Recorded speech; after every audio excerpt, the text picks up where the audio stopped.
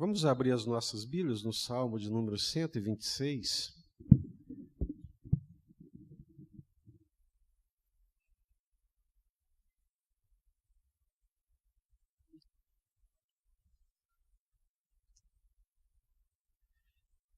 A nossa esperança é o Senhor. A nossa confiança está no Senhor. O que nos difere como povo, como comunidade, aqui sobre a face da terra, é a presença de Deus no nosso meio. Da perspectiva humana, nós somos um ajuntamento como qualquer outro ajuntamento. Mas da perspectiva de Deus, nós temos essa diferença. A presença de Deus no nosso meio.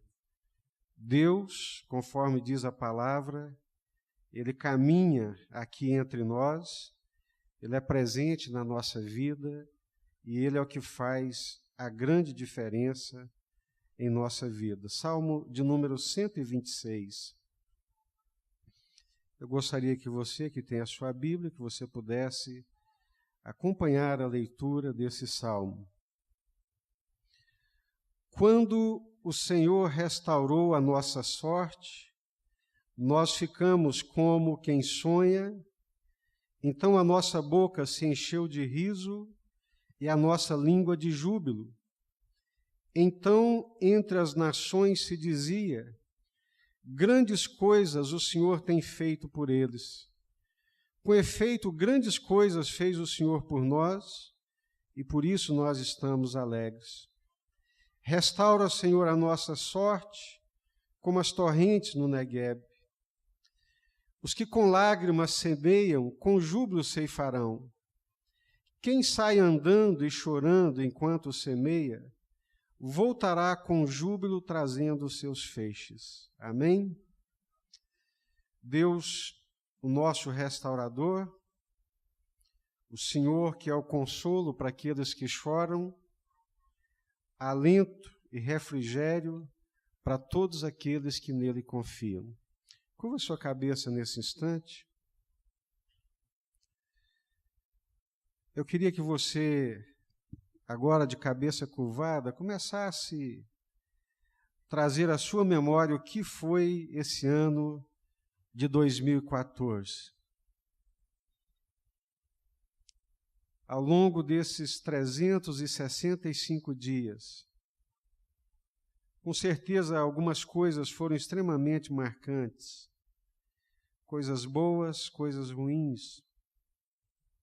Eu gostaria que nós trouxéssemos à nossa memória tudo que nós passamos durante esse ano. E como diz a palavra, eu quero trazer à memória aquilo que pode me dar esperança.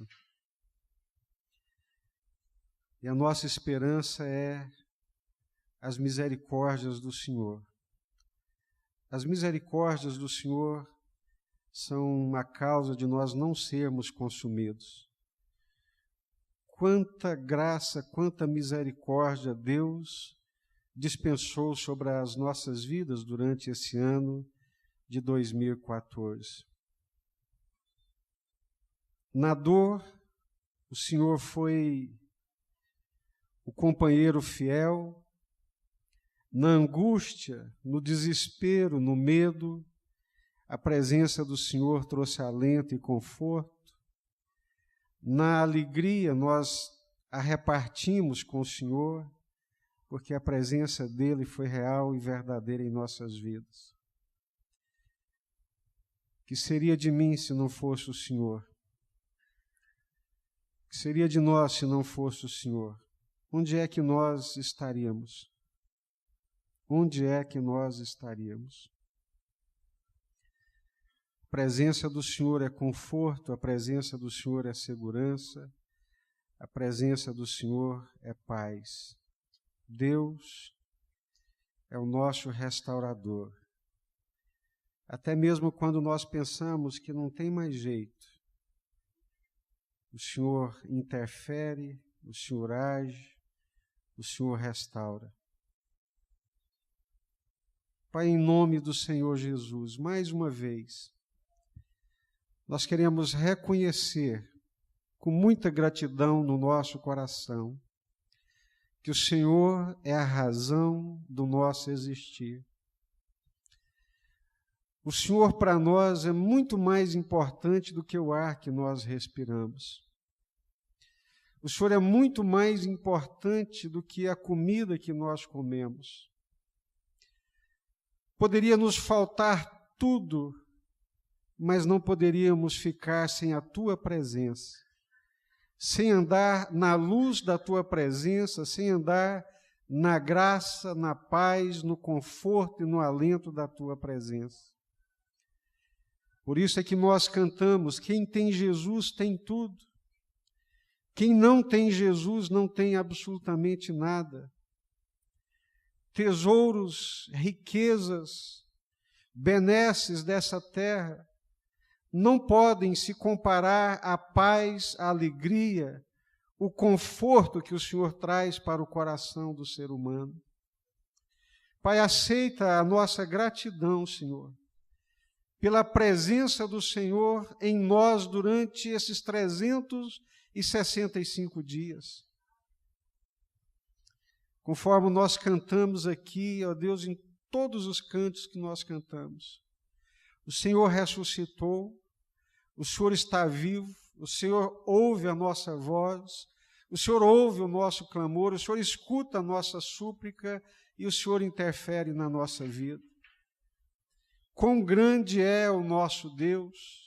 Não há Deus como o Senhor, só o Senhor é Deus. A tua voz despedaça os cedros do Líbano.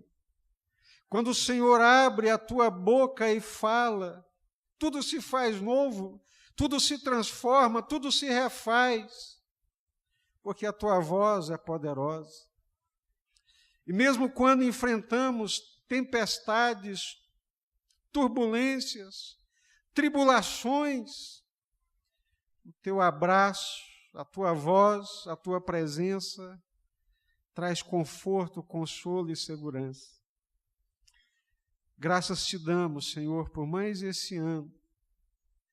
E o nosso coração, por causa do Senhor, se enche de esperança para um próximo ano, com a tua graça, com a tua paz e com a tua alegria. Fala conosco nessa noite, fala ao nosso coração. O Senhor está aqui, a tua presença é real e verdadeira neste lugar. Aqui não é uma celebração comum, aqui é uma celebração santa, porque o Senhor se faz presente. Traga essa consciência aos nossos corações.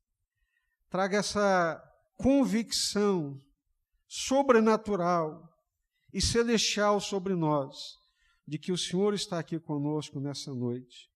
Por isso nós pedimos, fala conosco, em nome do Senhor Jesus, Pai. Amém.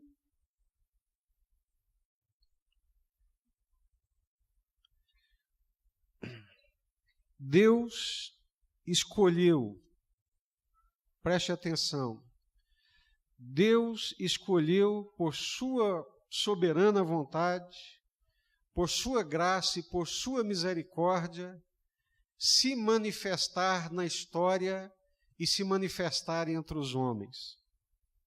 E, a princípio, essa manifestação da presença de Deus, da ação de Deus no tempo, no espaço, na história, um Deus soberano, um Deus glorioso, um Deus extraordinário que está acima do tempo, acima da história.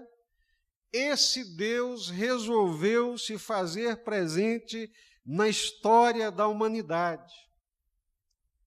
E Deus escolhe manifestar a sua presença entre os homens, a princípio na nação de Israel, através da nação de Israel, a descendência de Abraão.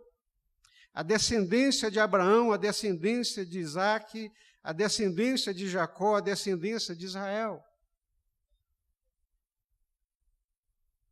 A nossa fé, o Deus que nós confessamos, o Deus que nós professamos, o Deus que nós adoramos, o Deus que nós conhecemos, é o Deus de Jacó, é o Deus de Abraão, é o Deus de Isaac, é o Deus de Israel. E esse Deus, Ele escolhe, por sua graça, por sua soberania, se manifestar na terra, no tempo, na história, através dessa nação, através desse povo. Quando nós lemos a Bíblia, especialmente o Velho Testamento, nós estamos lendo a história de um povo. Só que é um povo que Deus é presente. É um povo onde Deus manifesta a sua presença, manifesta a sua vontade, manifesta a sua justiça. Um Deus através de quem Deus mostra a sua cara. Um Deus através desse povo mostra a sua face, as suas feições, mostra o seu caráter. E aqui nós encontramos mais uma etapa da história da vida desse povo. Um povo acostumado com a presença de Deus. Um povo acostumado com a revelação de Deus.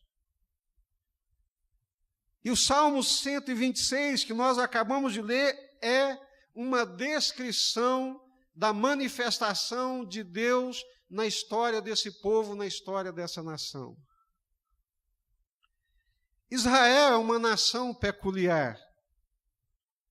É um povo diferente de todos os povos na terra.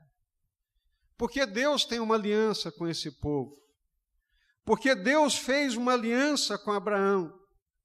E nessa aliança de Deus com Abraão e com os seus descendentes, Deus disse: eu serei o vosso Deus, e vós sereis o meu povo.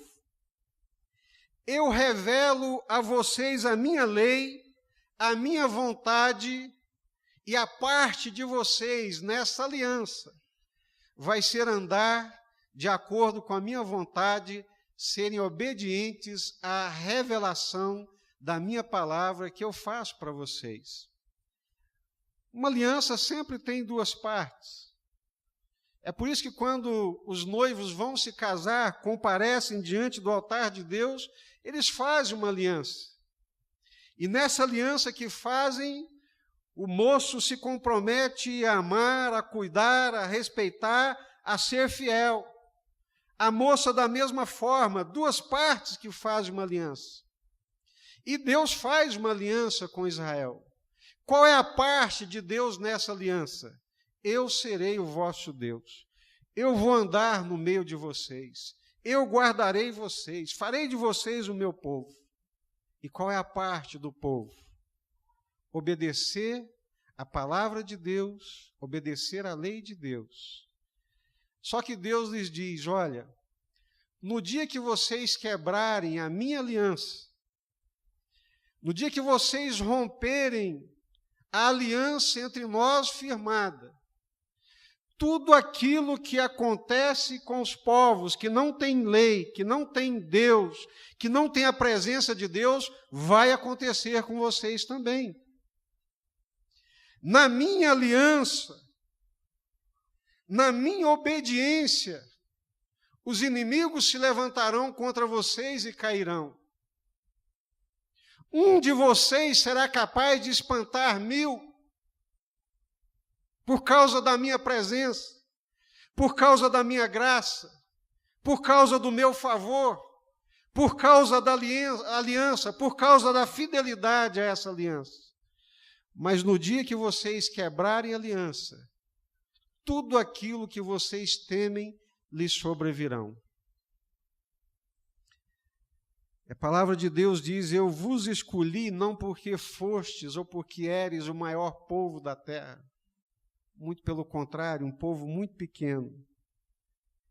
E, infelizmente, meus queridos irmãos, Israel quebra a aliança com Deus. Infelizmente, Israel se transforma numa nação adúltera.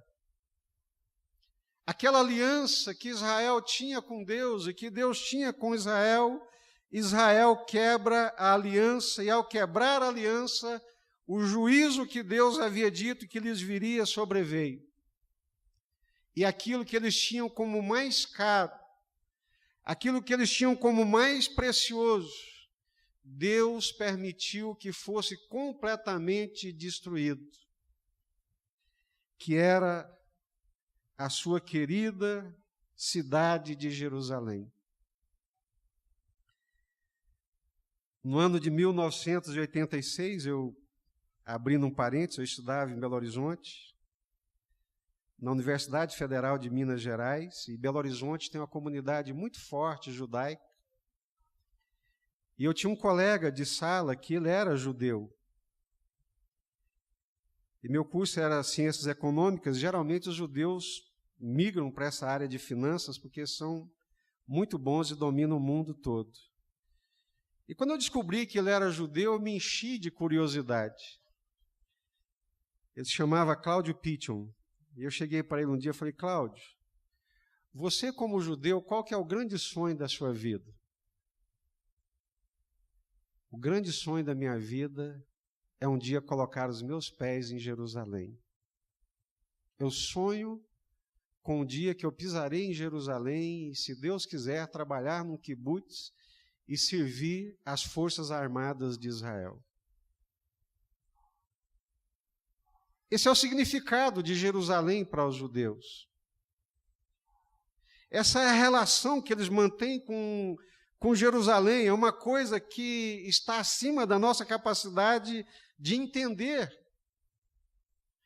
E por eles terem quebrado a aliança de Deus, terem rompido a aliança com Deus, terem sido infiéis a Deus, Deus permitiu que a menina dos olhos deles, a coisa mais querida que eles tinham, que era Jerusalém, Deus permitiu que Jerusalém fosse pisoteada, Deus permitiu que o templo fosse derrubado, Deus permitiu que as portas da cidade fossem queimadas, Deus permitiu que as muralhas da cidade fossem destruídas,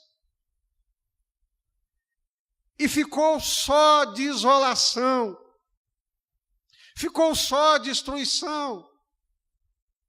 E como estava profetizado pelos profetas, quem passava por Jerusalém, outrora tão festiva, outrora tão alegre, outrora tão cheia de cânticos, de celebrações, os profetas diziam: quem passar por Jerusalém vai menear a cabeça e vai sacudir a cabeça e se perguntarão: o que aconteceu com a formosa das nações? O que aconteceu com a belíssima cidade? Jerusalém foi destruída de tal forma, de tal maneira, que quem passava por ali assoviava e balançava a cabeça. Salmo 137 diz que aqueles que foram desterrados para a Babilônia, quando chegaram ali na Babilônia, os babilônios, caldeus, lhes pediam: cantem para nós alguma das canções lá de Jerusalém. E eles respondiam: como é que eu posso cantar as canções de Jerusalém em terra alheia? Se eu fizer isso, que minha língua se apegue ao meu paladar, que eu perca a voz e que eu nunca mais fale. Tal era o apego que tinham por aquela cidade. E aquela linda cidade, extraordinária cidade, sucumbiu, caiu, foi completamente destruída. Quem passava por Jerusalém destruída, quem passava pelas cinzas de Jerusalém agora acabada, dizia: esta cidade nunca mais se reerguerá. Esta cidade nunca mais se levantará. Acabou-se a esperança para essa cidade.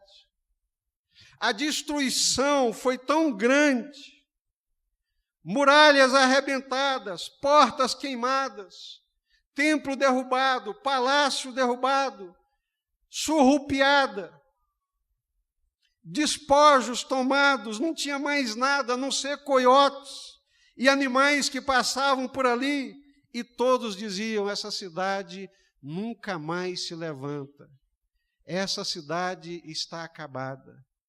E parece que aquelas aves de mau agouro tinham razão, porque passam-se 5 anos e a cidade está arrasada. Passam-se 10 anos e a cidade está arrasada. Passam-se 20 anos, 30 anos, 40 anos, não tem mais jeito. Mas lá pelos 70 anos, a graça de Deus, o favor de Deus, a bondade de Deus, a misericórdia de Deus começa a soprar sobre aquele povo, sobre aquela nação, sobre aquela cidade. E aquela cidade, de um modo miraculoso e extraordinário, ela é reconstruída, ela é novamente restaurada. Daí esse cântico. Quando o Senhor restaurou a sorte de Sião. Sião é sinônimo de Jerusalém. Quando o Senhor restaurou a sorte de Jerusalém, nós mesmos que conhecíamos as profecias ficamos como quem sonha. Gente, quando Deus age na nossa vida, quando a graça de Deus sopra a nosso favor, pode estar só cacos, pode estar só cinzas, pode ser que a esperança tenha ido, pode ser que não há mais nenhuma esperança, pode ser que só hajam palavras pessimistas de destruição, nunca mais vai restaurar, nunca mais vai se levantar. Mas, meus queridos e amados irmãos, basta uma palavra de Deus, basta um mover da graça de Deus para que tudo se faça novo e para que tudo seja restaurado. Glória a Deus. Este é um cântico de celebração a Deus. Esse salmo é um cântico pela grande intervenção restauradora de Deus. Quando o Senhor restaurou a nossa sorte, nós ficamos como quem sonha. Glória a Deus. Por isso que Deus é o Deus restaurador. Por isso que Deus é o Deus que chama as coisas de onde não existe mais absolutamente nada. Irmãos, quem passasse por Jerusalém quando ela estava destruída e sucateada, teria o mesmo sentimento e a mesma impressão de que aquela cidade nunca mais se levantaria. Por isso que servir a Deus é a melhor coisa que existe sobre a face da terra. Quem serve a Deus, quem tem a presença de Deus, a esperança sempre estará incendiando o seu coração. Quando é que Deus manifestará sobre mim a sua graça e a sua misericórdia? Porque quando Ele manifestar, eu serei levantado e restaurado desse pó, dessas cinzas. Assim foi com Jerusalém. Preste atenção. Quando o Senhor restaurou a nossa sorte, nós ficamos como quem sonha. Eu acho que quando eles deram conta que Jerusalém tinha reerguido, quando eles se aperceberam que o milagre tinha acontecido, eu acho que eles se beliscavam. Será que é verdade? Será que aquela desgraça toda aconteceu conosco? Será que nós vivenciamos toda aquela miséria, todo aquele sofrimento, toda aquela desesperança, e agora o que nós estamos vendo é real, é a realidade, é fato? É fato, porque os outros estão dizendo. Até as outras nações estão comentando. Olha, prestem atenção no quanto o Senhor lhes fez bem. Até as nações começaram a dizer: caramba, quão grande é esse Deus? Que Deus é esse que faz tão grandiosas coisas? Grandes coisas tem feito o Senhor por eles. Grandes coisas está fazendo o Senhor por eles. e eles disseram: vocês estão certos, o nosso Deus é o Deus que faz grandes coisas, porque grandes coisas Ele está fazendo na nossa vida. Glória a Deus, meus irmãos. Louvado seja Deus. Quem foi que restaurou a sorte deles? Quem foi que restaurou? O Senhor. Não é qualquer um que pode restaurar. Não é qualquer um que tem essa capacidade, essa habilidade de restaurar. Eu acredito que muitos aqui já visitaram alguns lugares antigos que estavam aos pandarecos, caindo os pedaços, e depois foi restaurado e ficou como novo. É isso que Deus faz. Já visitei alguns lugares históricos aqui no Brasil, que antes, quando você olhava, dava medo de entrar naquele lugar. Tão acabado, tão largado, tão destruído. Mas aí vieram os restauradores e começaram a colocar as peças certas no lugar certo. Começaram um trabalho minucioso de restauração.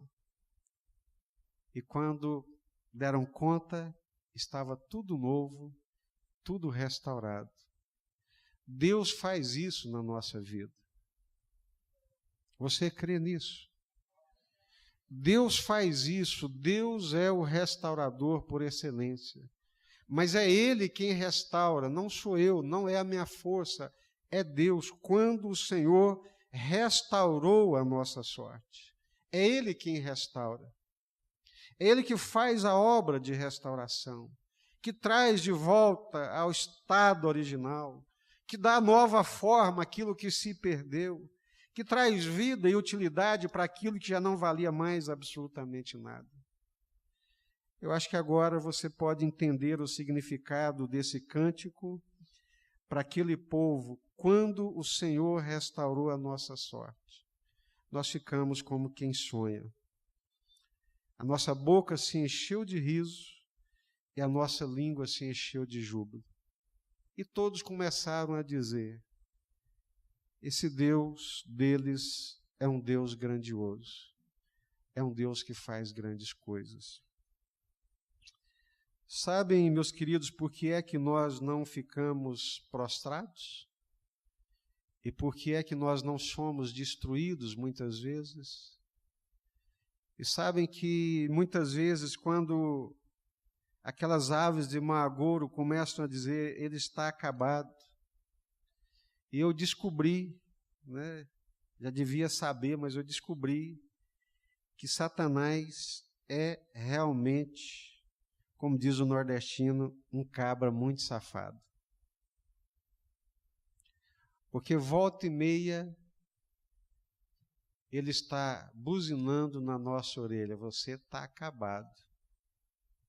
Não tem mais jeito para você.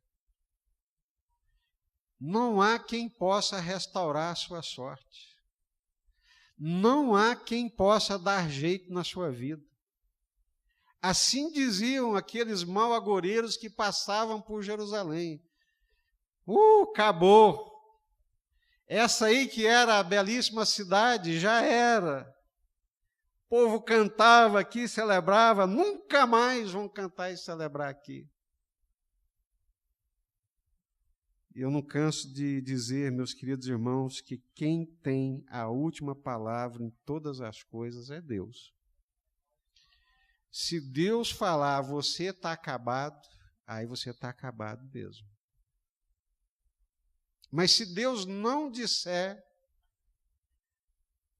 todos os demônios do inferno podem dizer, o próprio Satanás pode dizer e se levantar para dizer, mas se Deus não disser, não tem nada acabado, porque Ele é o Deus restaurador, Ele é o Deus que restaura, é o Deus que restaura a nossa sorte, que restaura a nossa esperança, que restaura a nossa confiança, que restaura a nossa autoestima. Esse é o nosso Deus que nos coloca de pé sempre para a glória dEle. Amém? Glória a Deus. O Senhor é o nosso restaurador. O Senhor é o nosso redentor. O Senhor em nós é a esperança que nunca se cala. É o fogo da esperança que nunca se apaga.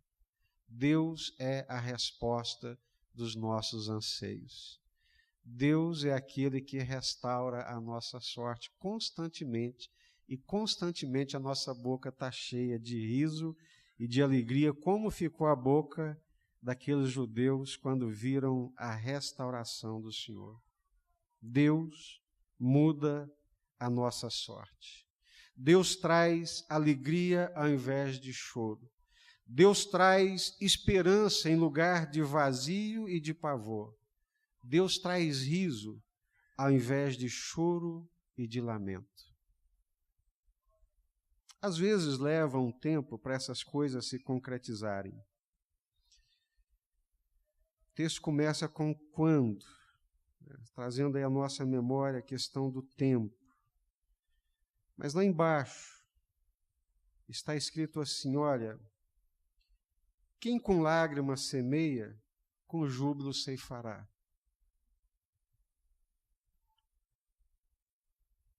Eclesiastes diz que nós não devemos desprezar as pequenas coisas e os pequenos inícios.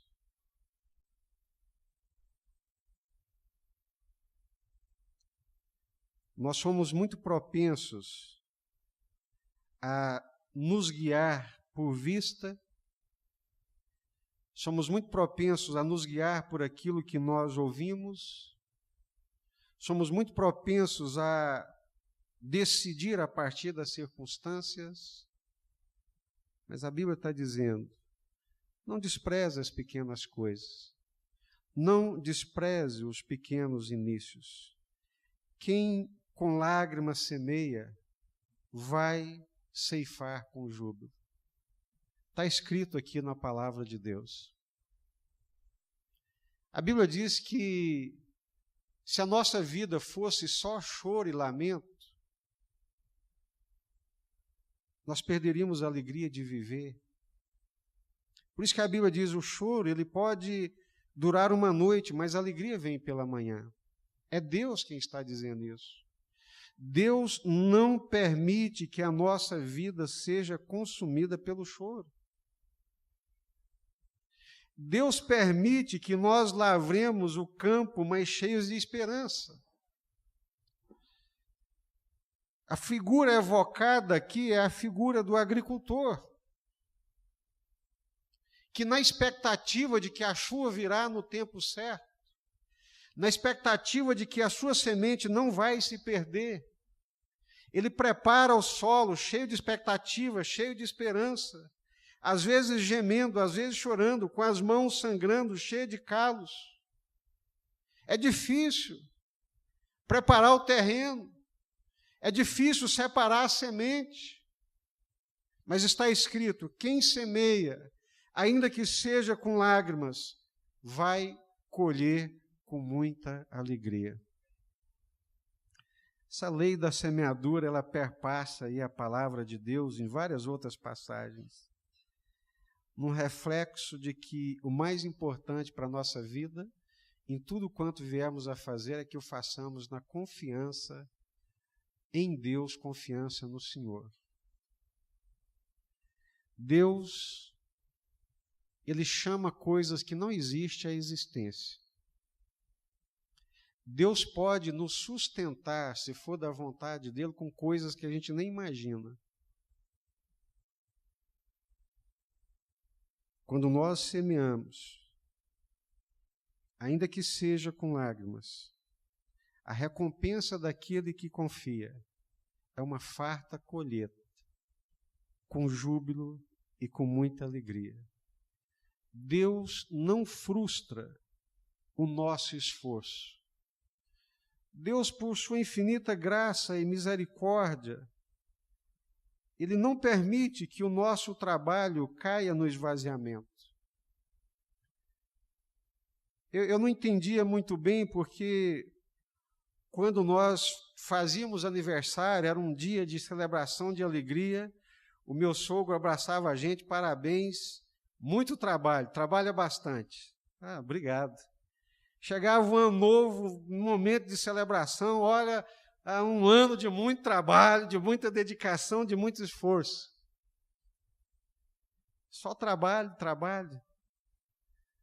Eu fui entender, depois de muitos anos, que o que ele estava dizendo é, se você tiver força para trabalhar, o resto é com Deus. Quem trabalha, digno é o trabalhador do seu salário. Se você trabalha, você vai comer. Se você trabalha, você vai sustentar a sua família.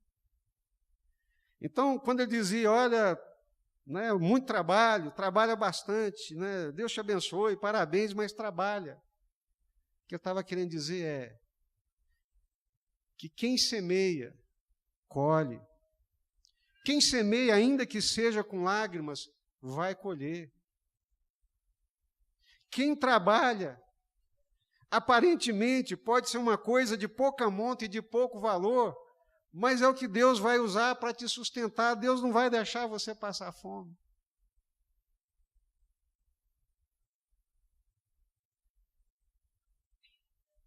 Digno é o trabalhador do seu salário.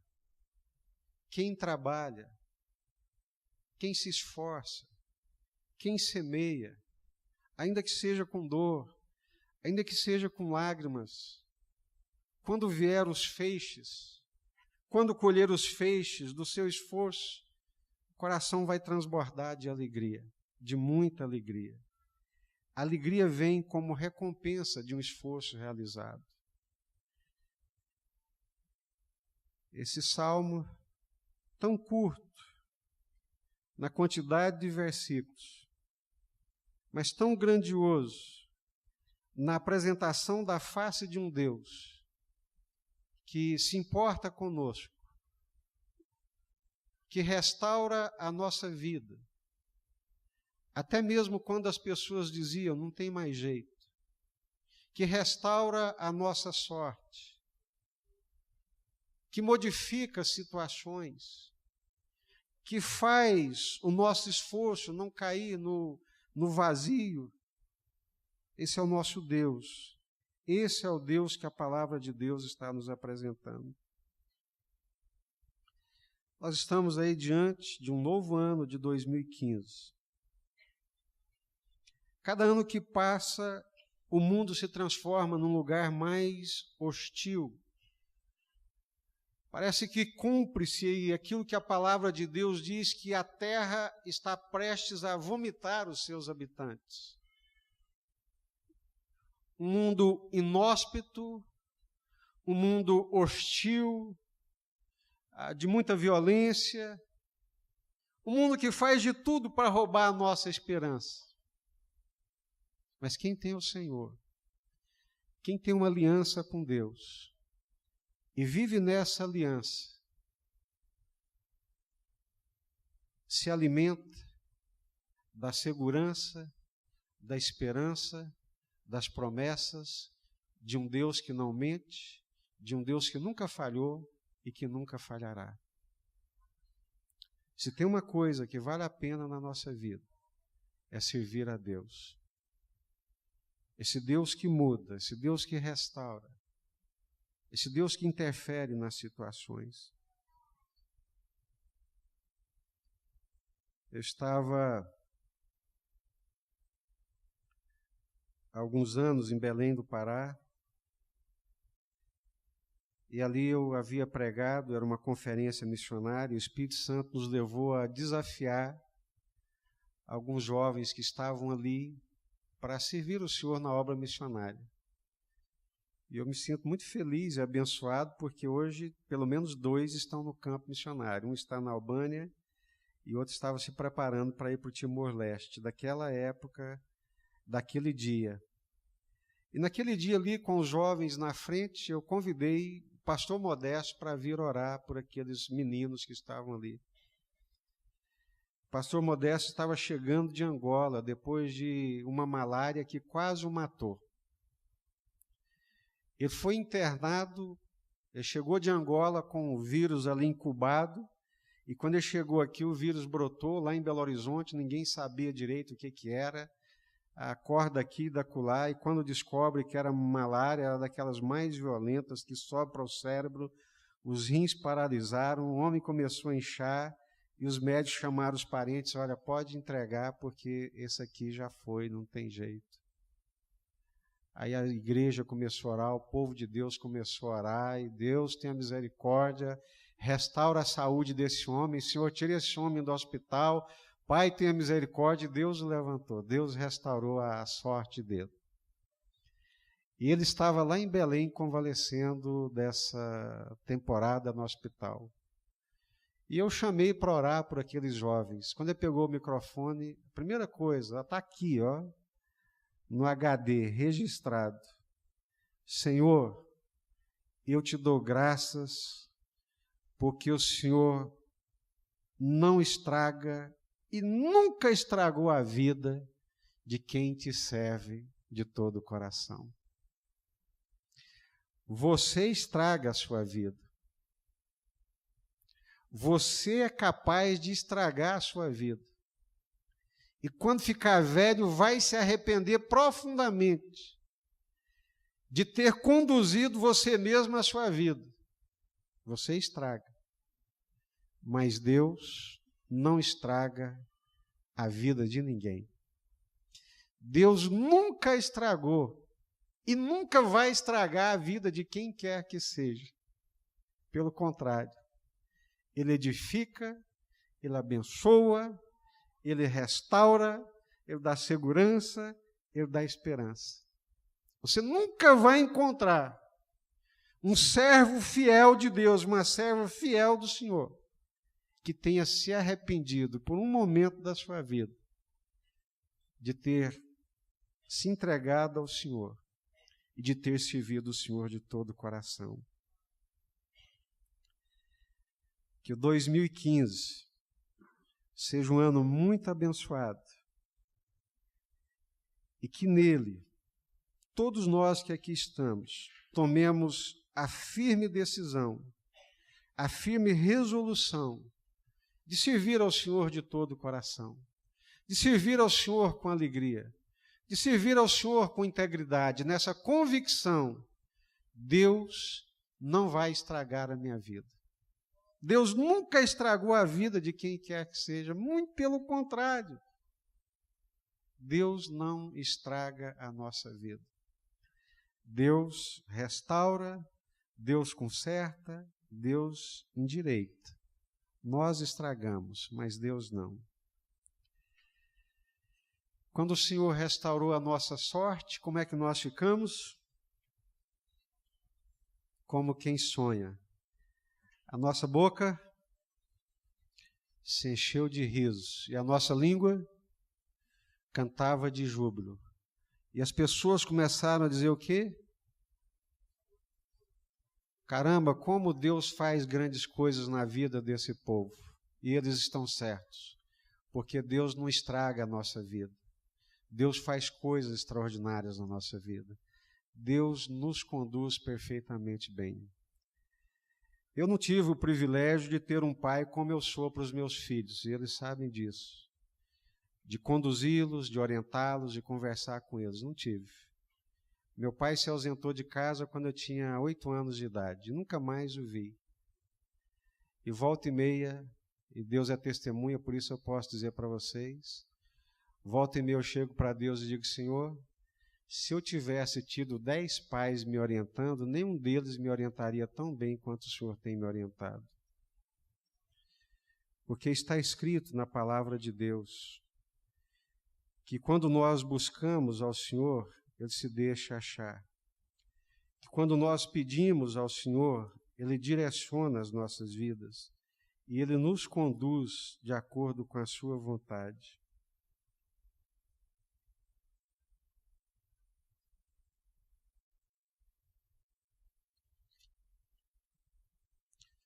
Me lembro, na minha adolescência, com 16, 17 anos,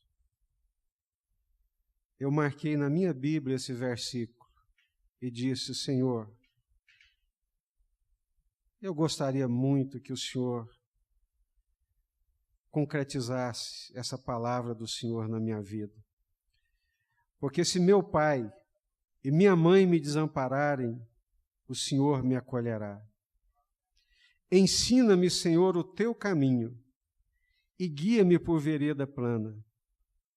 17 anos eu peguei a caneta e sublinhei: ensina-me, Senhor, o teu caminho e guia-me por vereda plana. Porque Deus é capaz de fazer isso.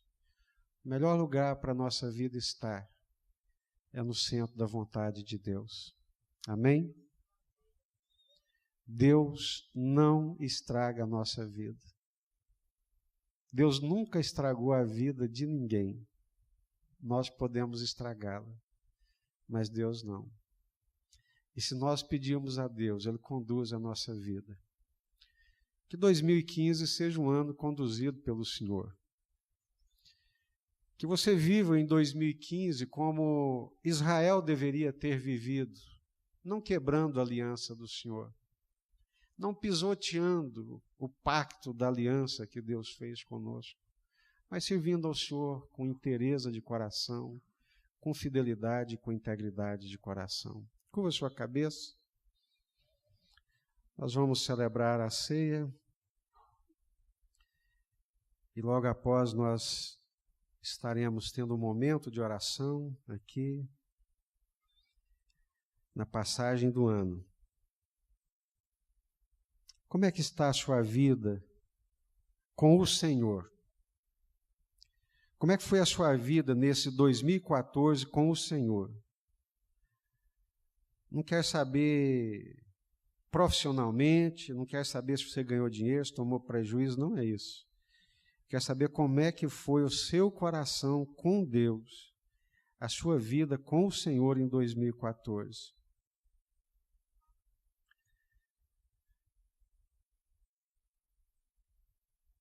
Como é que foi a caminhada com Deus durante esse ano de 2014? E que, acima de tudo, no apagar das luzes de 2014, você renove a sua aliança com o Senhor, seu pacto com Deus. Senhor, eu quero que o Senhor me ensine o teu caminho. Senhor, eu quero andar no teu caminho. Longe do caminho do Senhor, longe do Senhor, só há destruição e morte. Senhor, aceita a nossa gratidão, Pai. O Senhor tem nos feito bem, nos tratado com bondade e com misericórdia. O Senhor tem restaurado a nossa sorte a cada dia. O Senhor tem restaurado o nosso coração. O Senhor tem restaurado, ó Deus, as nossas emoções. O Senhor tem restaurado a alegria do Senhor dentro do nosso coração. O Senhor tem sido um restaurador, ó Deus, das nossas vidas. Pai, toma as nossas vidas nas tuas mãos, perdoa os nossos pecados e conduza-nos debaixo da tua graça, é o que nós te pedimos e clamamos em nome do Senhor Jesus. Amém?